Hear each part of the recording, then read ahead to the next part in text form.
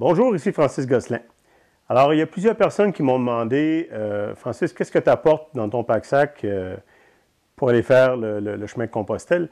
Alors, au lieu de commencer à tout répéter, j'ai décidé de faire une petite vidéo là-dessus pour vous montrer tout ce qu'on peut, rentrer dans un pack-sac et tout vraiment ce qu'on a besoin aussi de faire. Donc, l'élément numéro 1, on vient d'en parler, c'est le sac à dos, le pack-sac.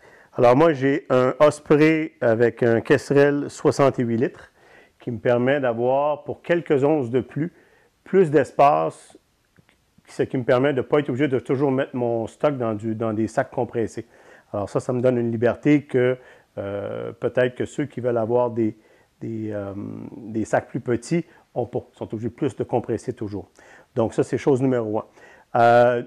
Pour continuer dans l'ordre du pack-sac un peu, j'ai aussi mon réservoir d'eau, mon Camelback. Alors, moi, je traîne environ 3 litres d'eau. Je suis une personne qui boit beaucoup, donc par contre, le poids y est aussi, mais je suis capable de le porter, donc ce n'est pas un problème. Alors ça s'insère à l'arrière du sac à dos et ça te permet d'avoir toujours ton eau, de ne pas être obligé d'acheter des bouteilles et ainsi de suite. Et le ravitaillement, mais il n'est pas toujours disponible quand on le veut, quand on a soif aussi sur le chemin de Compostelle. Donc, pour le sac à dos, donc, l'autre élément très important, ce sont les souliers de marche, les bottes de marche. Moi, j'ai opté pour le bottillon, parce que, il me sécurise au niveau de ma cheville, ils sont plus, ma cheville est plus soutenue. Donc, j'ai opté pour ce type de chaussures-là. Vous allez avoir besoin aussi, on a une paire de sandales de type, je ne sais pas si on pourrait dire croc, mais c'est super léger. Permet d'aller prendre la douche et en même temps le soir de se relaxer les pieds et de ne pas toujours avoir les bottines dans les pieds. Vous allez avoir besoin on a un chandail à manches longues pour les soirées fraîches. Souvent, la température, le soleil drop ou le matin même, c'est très, très frais aussi. Nous allons avoir le costume de bain qui est un must parce qu'on marche aussi sur le bord de la plage, donc c'est possible d'aller à la plage. On peut s'en servir pour aller prendre sa douche. Il y en a qui dorment avec aussi, ça, c'est pas un trouble.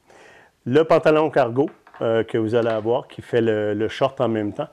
Donc, c'est vraiment le pantalon approprié. Même chose que je porte présentement. Et on peut enlever les jambes, ce qui nous permet de faire un short. Donc, vous allez en avoir deux. Dans les paires de bas, ce qui est important, d'avoir un bon bas qui est adapté à votre type de pied. Dans mon cas, moi, étant donné qu'avec le bottillon, j'ai un peu plus de sueur. Donc, je suis obligé d'aller dans un bas qui est beaucoup léger, ce qui permet de ne pas avoir le pied trempe non plus sur le chemin de Compostelle. Dans les sous-vêtements, vous allez avoir 3 paires de sous-vêtements, la même chose, hyper léger, matériel qui sèche très rapidement aussi. Les chandails de sport, légers, qui nous permettent de sécher aussi très rapidement quand on fait notre lavage le soir. Vous allez avoir une veste en polar pour les nuits fraîches, pas les nuits fraîches, mais les soirées fraîches et le matin quand on part souvent à 5h30, 6h, c'est quand même très frais. Vous allez avoir le manteau coupe-vent et pour les pluies légères qui va nous servir à venir se mettre une chaleur de plus. Et si les intempéries sont un peu plus soutenues, bien, on va avoir le poncho. Donc le poncho qui sert à couvrir l'ensemble de notre corps ainsi que du sac à dos. Je voudrais mentionner ici que dans le sac à dos, il y a sa propre imperméable pour le sac lui-même, mais souvent d'avoir les deux, ce n'est pas de dresse à ce niveau-là. Vous allez avoir besoin d'une serviette ainsi qu'une débarbouillette qui sont faits un peu du même matériel que les chamois. Alors ça sèche très rapidement, ça aussi. C'est toujours le must, léger, sèche rapidement, dans le but d'avoir le moins de poids sur les épaules. Vous allez avoir du côté du sac de couchage. Alors moi, j'ai opté pour un rectangulaire, un petit peu plus pesant. Par contre, le type momie, ça ne me va pas. J'ai déjà testé. Alors, je suis prêt à prendre peut-être une demi-livre de plus en poids. Mais par contre, j'ai le confort pour pouvoir dormir à ce qui me va bien là-dessus. Au niveau des sacs, j'ai ici un premier sac de voyage que je me sers dans l'avion. Et c'est, mettons, le soir ou quand on va se promener, pour toujours traîner avec nous passeport et les effets de valeur. Alors, on ne laisse pas ça non plus dans les chambres. On laisse les pack-sacs dans les chambres avec le linge, c'est les effets personnels. Mais tout ce qui est téléphone, caméra, ces choses-là, on amène ça avec nous. Ce que je vous suggère pour mettre votre linge, c'est un sac en filet comme ça, ce qui nous permet qu'il ne fait pas trop de bruit et qui nous permet de ne pas trop déranger les pèlerins quand on décolle à 5 heures le matin, 5h30, 6 heures. Ça permet de faire moins de bruit que d'avoir les sacs compressés et qui font toujours un bruit désagréable quand tu es sur petites heures du matin et que tu n'as pas bien dormi. Là. Alors, un autre type de sac pour, si mettons vous mettez votre linge sale dedans ou bien vous avez besoin d'aller faire à l'épicerie, aller chercher des choses là-bas pour pouvoir faire un souper, mais ça vous donne un autre petit sac de transport. Et j'ai mon sac qui va contenir mes effets personnels de douche et de sécurité. Je veux mentionner que dans le cas présent, étant donné que je pars avec ma conjointe, alors on se retrouve à avoir des éléments qu'au lieu d'avoir chacun dans les sacs à dos, on a pris des formats plus grands et c'est moi qui va traîner dans celui-là. Il est important d'avoir son kit d'ustensiles. Je conseille aux gens d'avoir un plat de type Ziploc en plastique pour pouvoir amener soit une sandwich ou de la nourriture qu'on s'est faite la veille, qu'on veut ramener sur le chemin. Donc ça, c'est important c'est important. C'est un petit plus qui est intéressant. La même chose avec quelques sacs Ziploc, pour la même chose. Si des fois on veut rapporter une orange ou des fruits, bon, on a quelque chose au moins qui nous permet de ne pas tout renverser dans notre sac à dos. Alors ça, c'est un peu au niveau du matériel qu'on a besoin.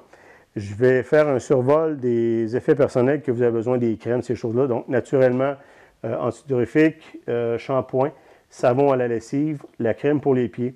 Ici, moi, j'ai des capsules de vitamines. On a le Voltaren pour la douleur, la bétadine pour la correction des ampoules, la crème solaire, les anti-inflammatoires, de la crème Zincofax pour l'irritation, polysporin pour les coupures et ainsi de suite. Votre pâte à dents, brosse à dents, pour les moustiques, un petit bandage de sécurité, Kleenex, des gants de latex s'il arriverait vraiment quelque chose au niveau hygiénique, vous avez besoin de venir secourir quelqu'un ou bien même pour vous faire un premier soin.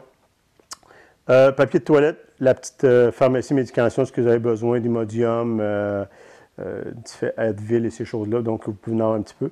Votre savon. Vous avez aussi les épingles à couche qu'on a besoin pour faire quand on étendre le linge. Naturellement, la corde pour faire étendre notre linge. J'ai des lacets de spare. J'amène des tie wraps qui sont optionnels. Moi, dans mon cas, ils m'ont dépanné lors de mon dernier voyage. Soie dentaire, des petites serviettes qu'on peut mettre dans l'eau en quelques secondes, ça nous fait une serviette pour pouvoir se laver. J'amène aussi du tape noir qui nous permet d'avoir des réparations possibles. Des buses au niveau de nos cablecbacks en spare. J'amène quand même une couverture de sécurité. Et c'est sûr qu'à l'intérieur, j'ai quand même mon couteau suisse. J'ai un multitool qu'on pourrait dire un petit pour pouvoir les pinces si on a besoin de quoi que ce soit. J'ai avec moi aussi ma flashlight. Certaines personnes travaillent avec la lampe frontale, ce que je ne fais pas. Je n'aime pas. Pour certaines personnes, moi, je traîne un petit rasoir de voyage qui est le même poids comparé avec soit un rasoir à la main et la crème à barbe. Donc, je préfère avoir mon petit rasoir avec mes 2 batteries de spare. J'ai des attaches de spare en sécurité si, mettons, il arrive quelque chose sur les pack-sacs. Le petit trépied pour la caméra. Les Q-tips, allumettes, je vous dirais la râpe pour les pieds, ce qui est important de prendre soin. Les bouchons anti-ronflement pas anti-ronflement, mais pour ne pas entendre les ronfleurs, pardon. Un petit miroir que j'ai aussi. Vous allez avoir à l'intérieur de ça tout ce qui est plaster, les petits tampons d'alcool, tout au niveau de la sécurité pour pouvoir faire les premiers soins. J'ai avec moi mes clés USB, mes cartes SD parce que je prends beaucoup de photos. Le convertisseur de courant parce qu'on est en Europe, qu'on a besoin aussi. Naturellement, je vais avoir avec moi mon téléphone, la caméra avec laquelle je tourne présentement et que j'apporte. J'apporte aussi mon iPad. Alors moi, c'est un choix que j'ai fait. Alors au lieu d'avoir les guides, il y a 2 guides en principe que les gens traînent. Moi, je les ai tous numérisés. Je les ai mis en PDF sur mon iPad, puis en même temps, mon iPad, peu importe ce que je suis, je n'ai pas besoin de courir les ordinateurs.